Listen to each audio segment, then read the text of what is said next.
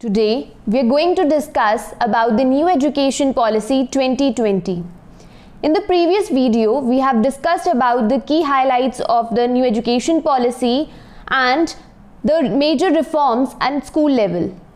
In this video, we are going to discuss about the major reforms at higher education level.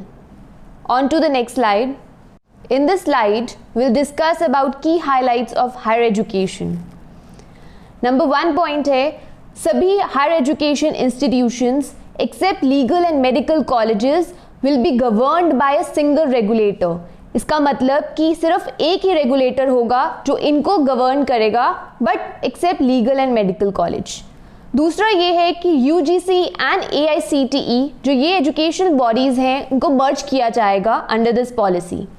Third है all university, government, private, open, deemed या vocational institutes जो भी होंगे वो same common rules के under काम करेंगे. Fourth जो एक बहुत इंपॉर्टेंट फीचर है इस पॉलिसी के अंडर वो है एकेडमिक बैंक ऑफ क्रेडिट, जिसको एबीसी का भी नाम दिया गया है. ये इस्टेब्लिश किया गया है ताकि ये डिजिटली स्टोर कर सके आपके एकेडमिक क्रेडिट रिकॉर्ड्स को. फिफ्थ पॉइंट है एफिलिएशन ऑफ कॉलेजेस जो कि फेज आउट हो जाएंगे इन 15 ईयर्स और ये अलाउ करेंगे टू ओनली गिव डिग्रीज और ये एंड कर देंगे affiliation with universities. On to the next slide. In this slide we'll again see the key highlights of higher education. Sixth point is students will be able to choose major and minor subjects. उनको flexibility दी जाएगी कि वो choose करें कौन सा उन्हें major subject रखना है या minor subject रखने हैं, और उनके जो ग्रेड हैं वो कॉलेज को पूरा उनको फ्रीडम दिया जाएगा कि कैसे वो ग्रेड को मैनेज करेंगे.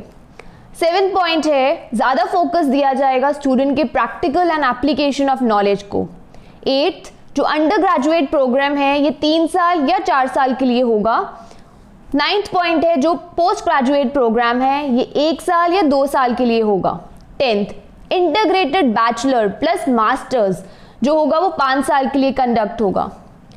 The most important point is MPhil जो कि अब डिसकंटिन्यू हो जाएगा after the effective date of this policy. 12th point है same level of accreditation to any college. जो भी कॉलेजेस को सेम लेवल की एक्रेडिटेशन मिलेगी और रेटिंग मिलेगी वो एंजॉय कर सकते हैं ऑटोनमस राइट्स एंड फंड्स को. On to the next slide. This is the continuity of previous slide. 13 point is new teacher training board setup किया जाएगा हर तरह के टीचर्स के लिए हमारी कंट्री में, बट स्टेट लेवल में कोई चेंजेस नहीं कर सकते. 14 जो है बहुत इंपॉर्टेंट पॉइंट है जो कि फॉर एनी ग्रेजुएशन कोर्स अगर कोई स्टूडेंट कंप्लीट करता है अपना फर्स्ट ईयर उसको एक बेसिक सर्टिफिकेट ग्रांट होगा, और अगर वो 1 साल कंप्लीट करने के बाद सेकेंड ईयर करता है एंड उसको डिप्लोमा सर्टिफिकेट ग्रांट होगा, और अगर वो कंप्लीट कर लेता है पूरा कोर्स उसको डिग्री सर्टिफिकेट दिया जाएगा.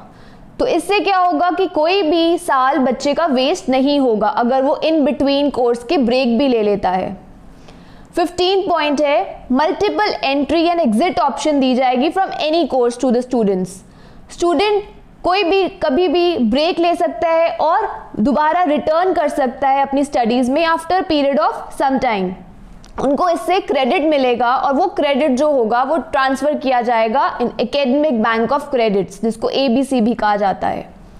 On to the next slide. Continuity of previous slide.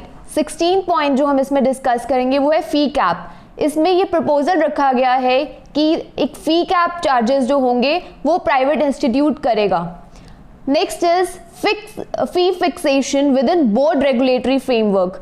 जो कॉलेजेस हैं यूनिवर्सिटीज़ हैं वो फिक्स करेंगे फीस को but within board regulatory framework के अंडर.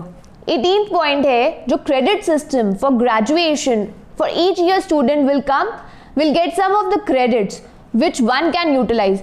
तो ये जो क्रेडिट सिस्टम है इससे ये फ़ायदा होगा कि कभी भी बच्चा अगर ब्रेक ले लेता है वो रिटर्न कर सकता है अपनी स्टडीज़ में एंड उनको क्रेडिट दिया जाएगा ताकि वो कभी भी उनका ब्रेक जो है कोर्स में वो अनयूटिलाइज ना हो, वो यूटिलाइज कर सकता है एंड अगेन अपनी स्टडीज़ के साथ कंटिन्यू कर सकता है। इसका ये बहुत ही बड़ा फ़ायदा है जो ये क्रेडिट सिस्टम इस स्कीम के अंडर लॉन्च हुआ है, ताकि ये ग्लोबल लेवल में ये हमारा जो एजुकेशन रिफॉर्म है ये वर्क कर सके।